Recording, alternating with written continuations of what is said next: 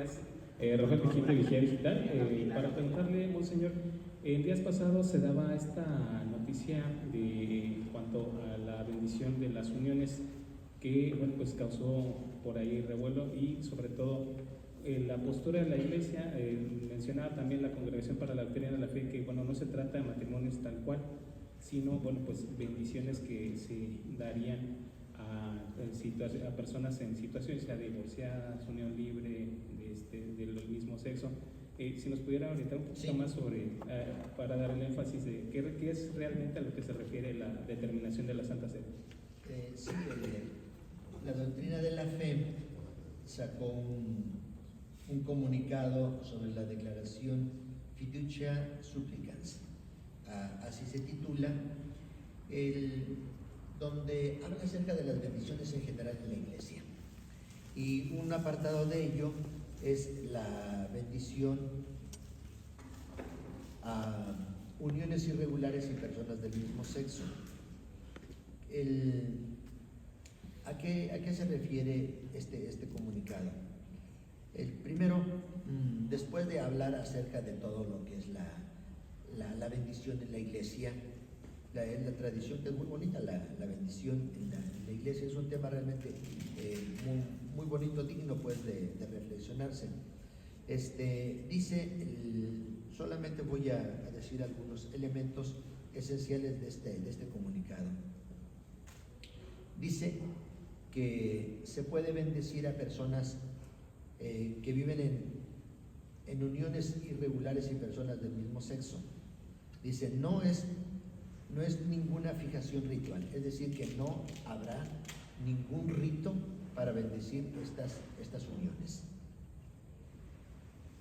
Cosa muy distinta que es la bendición matrimonial, que es un sacramento. Hay un rito y ya hay hay todo un significado profundo. La bendición, dice este comunicado, es sobre las personas que se sienten desamparados y necesitados de la ayuda de Dios.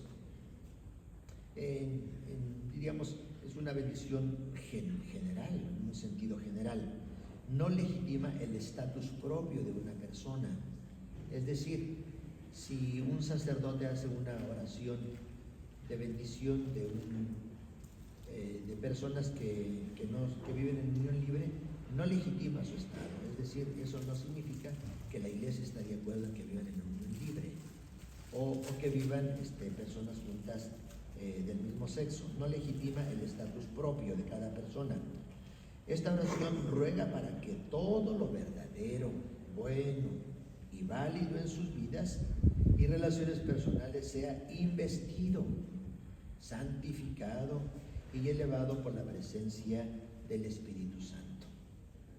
Entonces, este es el sentido pues de la oración, para que todo lo que hay de bueno en esta relación sea elevado por la presencia del Espíritu Santo. Es una oración, es una súplica a Dios para que las relaciones humanas puedan madurar y crecer en la fidelidad al Evangelio, para liberarse de sus imperfecciones y fragilidades y expresarse en la dimensión del amor divino. Entonces esa es la finalidad pues de la bendición, que puedan madurar y crecer en la fidelidad al Evangelio, que puedan liberarse de las imperfecciones que pudiesen tener. En sexto lugar, también este comunicado dice, supone que la persona con humildad se siente pecador, porque cuando uno pide una bendición, pues uno con humildad se siente pecador. Y no solamente hablamos para las personas que viven en una situación irregular a nivel matrimonial o personas del mismo sexo, sino en general cuando uno pide una bendición al sacerdote es porque uno con humildad se siente pecador. Una oración que une la oración de intercesión, es decir, la oración que el sacerdote hace, a la invocación de ayuda a Dios. La persona que la solicita y el sacerdote que la hace, entonces une estas dos oraciones en una sola. Es un medio para acrecentar la confianza en Dios. Para eso son estas bendiciones, para acrecentar La confianza en Dios. Es una semilla del Espíritu Santo que hay que cuidar y no obstaculizar. Cada persona, independientemente de su estatus personal y moral, allí hay semillas del Espíritu Santo que bullen y que hay que cuidar y que hay que potenciar. Se ora en medio de nuestros pecados, falta de mérito, debilidades y confusiones, y Dios desborda siempre nuestros méritos y nuestros deseos. Por eso nosotros oramos. Por ejemplo, cuando uno se va a confesar, pues uno se va a confesar cargado y lleno de pecado muchas veces, y a veces pecados graves, y entonces la debilidad nuestra delante de Dios entonces se fortalece por medio de la oración, y Dios desborda todo lo que nosotros podemos pensar y sentir. No es una oración semejante a un sacramento, hay que diferenciarlo muy bien. No es un sacramento, ni tampoco legitima pues el estatus moral de las personas. Es una ayuda que se solicita a Dios. Es una cercanía de la Iglesia a cada persona que pide la ayuda de Dios por una simple oración. Y esto a ninguna persona se le puede negar. A ninguna persona.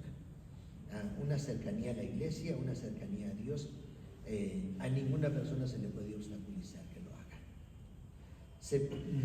A estas personas, en concreto, dice el comunicado, a las personas que viven en situación irregular y personas del mismo sexo, se pide la paz, la salud, la paciencia, el diálogo, la ayuda mutua, la luz, la fuerza para cumplir la voluntad de Dios en sus propias vidas.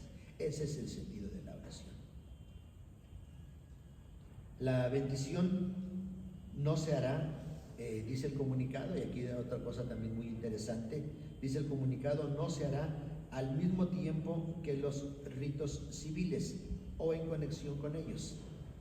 Es decir, el matrimonio civil que se hace, esta oración que se haga por las personas no irá en conexión con los ritos civiles. El sacerdote las hará sin vestimentas litúrgicas, gestos o palabras propias del matrimonio. O sea, ¿cuáles son los gestos propios del matrimonio? Las arras, los anillos, el lazo, el vestido propio del sacramento, para evitar confusión o escándalo. Entonces, ese es el sentido. La oración como expresión esta oración es como expresión del corazón materno de la Iglesia, no legitima nada, sino que abre la vida a Dios para pedir su ayuda y vivir mejor y ser fiel al Evangelio. Se apela, aquí termina este comunicado en este aspecto diciendo, se apela al discernimiento paterno de los ministros ordenados a este respecto. Es decir, termina haciendo una invitación a todos nosotros los sacerdotes a que con una actitud muy paternal lo recibamos, hagamos un discernimiento, y si piden una simple bendición, a nadie se le puede negar. Recuérdense que partimos de 3 grandes presupuestos para este tipo de bendiciones. Todos estamos llamados a la salvación independientemente de nuestro propio estatus moral. Jesús se sentó con los pecadores públicos de su tiempo, él perdonó a la adúltera, se sentó a comer con Zaqueo, etc. Entonces, todos estamos llamados a la salvación independientemente de nuestro estatus moral o de nuestro estado de vida. En segundo, la Iglesia es una comunidad de pecadores arrepentidos.